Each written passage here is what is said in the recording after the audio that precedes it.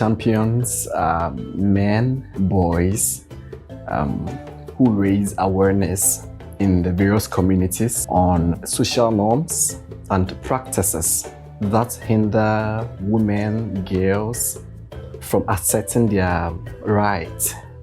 And they take actions to ensure that women and these girls are protected from all forms of violence. Getting the communities to understand what it is, we used sensitizations across all our communities across the district. So these sensitizations makes them understand what everything is about. And at the end of the day, the communities are able to come out with people they feel can serve as male champions. In some instances too, they themselves even volunteer because they have come to understand what the concepts are. They volunteer that, well, I'll be part of this move, and they volunteer, and the community also brings them. So this is how one of the ways they are selected. These male champions serve as role models to their colleague males. For instance, in some communities, it was a norm for a man to beat a woman, a girl, or the wife without any reason, just the fact that he is angry or he is not satisfied on something. Again, they do that because if you don't do that, you are not a man over the woman.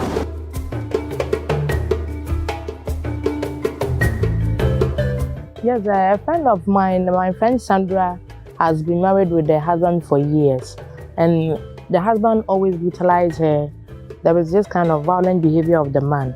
So based on the sensitization of Glower, after their fourth sensitization with us, my friend got enlightened and then reported the case to the police.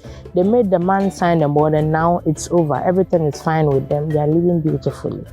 It wasn't easy for all of us, because sometimes at midnight, you could even beat her and even drive her out from the room. So sometimes we also accommodate her in our homes till the next morning. The whole neighborhood knows. But it's like everybody was quiet about it. If you go to say, report him, it will be as if you are calling for a divorce for them. Meanwhile, they have kids as well. And if they are divorced, who's going to take care of the kids? So our friend also was like also quiet and silent about it. So everything is fine with them now. Not perfectly well, yes, but it's better than previous years. It has given us so much enlightenment in the community, because it has really lessened the violent behavior of our men and even some women. The Enough project with Glower has really helped, and we are calling for more for our community and ourselves.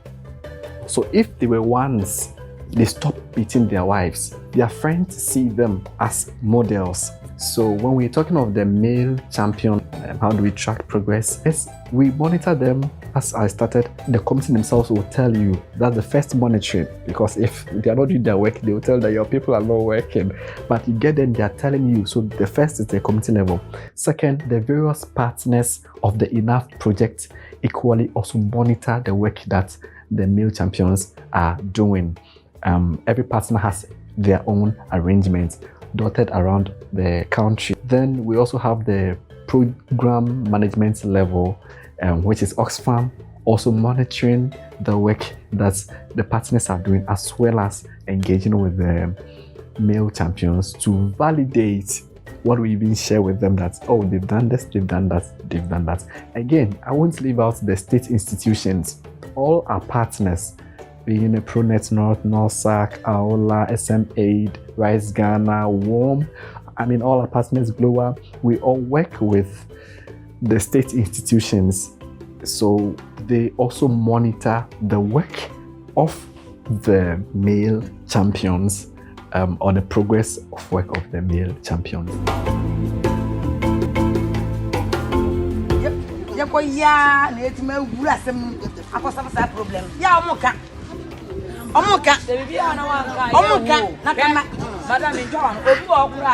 Papa Faimu a wone ne tifie bi a wo soa na wone ne te ne kunu epese wo no woda ebi kura no woda Or threaten us as a kind of pamo. Papa Danfo, oh Papa Danfo, who offer be on it. If your Papa be on it, a brand be on it because of what in our community, it is the Okada that has been taken up because we don't really have cars in our community. So my daughter goes to school, she's a baby and she goes to school. I asked this Okada man to take her to school and back. But that day I'll be going to town to bring certain things. So I immediately called, I don't know, something dawned on me. So I called my mom that where is she, because the Okada man has come to the house and she's not in the house. So my mom told me that okay, she's rushing home.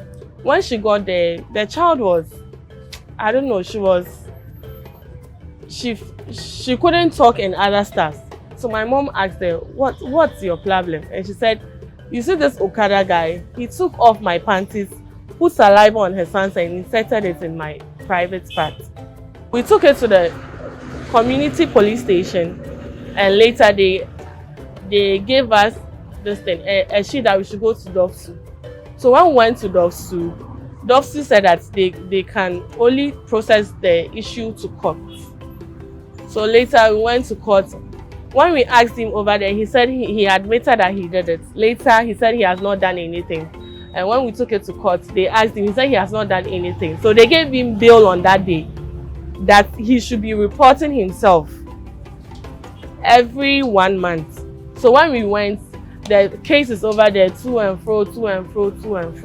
What I want the court to do is, at least they should put him in jail, because I don't know the next person that is going to happen to. At least my daughter was able to talk and explain whatever he did to her. So I don't know the next person that he's going to do it. So they should jail him. It's really affecting her. And she can't even play with her male friends, because she saw it was a male that did that to her. So she can't even play with her male friends. When you come closer to her, she doesn't want to talk to you and other stuff. But by the grace of God, we are on it. I've been talking to her that she should not be afraid. When God comes, the person won't go to heaven, he will go to hell and others. At least words that will encourage her. As of now,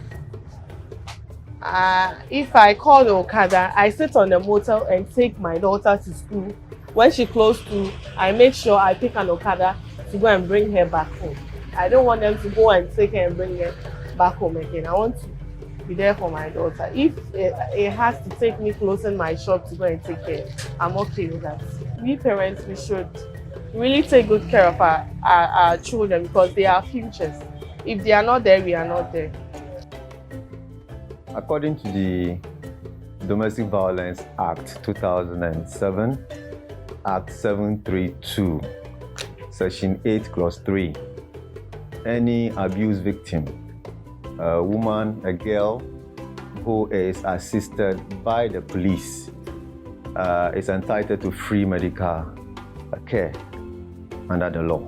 There is a provision that in cases of emergency, public medical facilities shall provide medical treatment without police form or assistance. Survivors of domestic violence should not be concerned with payments at the facility, at the health facility. However, there are challenges, practical challenges, because in practice, the domestic violence fund has not been populated with money. There's no money in the fund. As a result, this novel law that was meant to solve a problem provide support for poor survivors of domestic violence are unable to access medical care.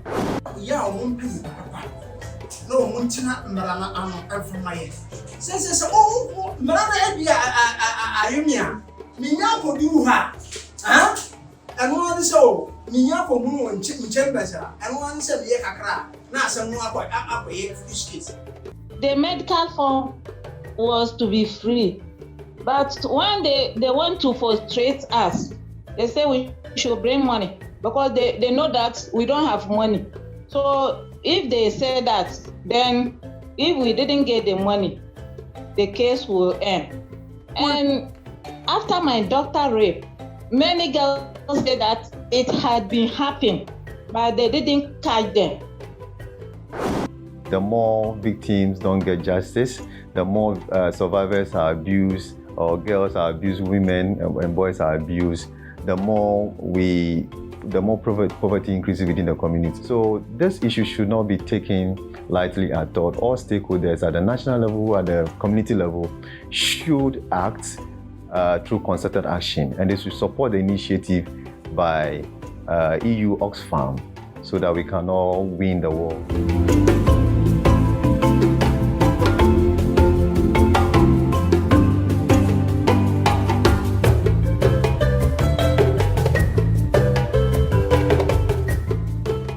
Safe space is basically like a haven that we have created where adolescent girls and young boys can seek information that is not readily available to them. They can get some kind of mentoring. They can even get capacity on challenges that they face as adolescent girls and young boys that you would not often find people being freely able to discuss or to reach out for. So our platform provides that space because it's digital. So you can be in your room and you can just take out your phone, you just dial 321-5100 and then you can listen to content on sexual and gender-based violence and no one will be able to judge you.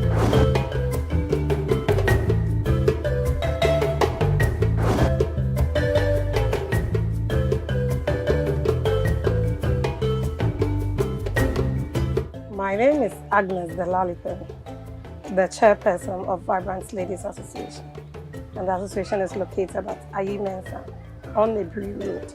For Vibrant Ladies, we term it or explain it as any lady who is courageous and active to solve an issue or a problem in the right way. The group came about as a result of gender-based violence, mostly in Africa or Ghana as a whole. For instance, in our community here, ladies are not mostly advised or encouraged to take part in decision making. Normally, they select the men to go and act and come back and then talk on the ladies' behalf. So we decided to form this group to help our fellow ladies who are not courageous or active but have a serious problem. So we formed that group to help them out. It's a safe space for them because, one, we are a registered company under government. So we've partnered with WILDAP and GLOA and other NGOs, whereby issues that we cannot handle, we refer them to appropriate authorities. That is why it is safe and your issues are kept as a secret. It doesn't go out of the bag. Normally we meet on Saturdays and we talk about health issues, where we invite resource people. For instance, the last time we called one lady, Auntie Tina, from Kolebu Teaching Hospital. She talked about female reproductive health, whereby she talked to us a lot. For the communities, we've able to link about 5 ladies to the law firm for their issues to be solved. And then we have one gentleman who has a problem with the leg through accident when he was working for a church.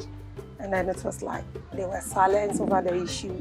The wife brought the case and followed up, and we've achieved results. For you to become a vibrant lady, you need to prepare for and then fill, submit, and then we give you our rules and regulations to go through. If you're able to comply with it, fine. And after 6 months before you are due for any benefits that we have. Vibrant ladies, power! Vibrant ladies, unity! Vibrant ladies, ladies for action! What we can do better in Ghana to create more safe spaces for people is that intersectoral collaboration with organizations like Oxfam, NORSAC, VEAMO, and other partners that are implementing the Enough project. And so through this collaboration, we are able to build their capacity on the safe space concept that we are using.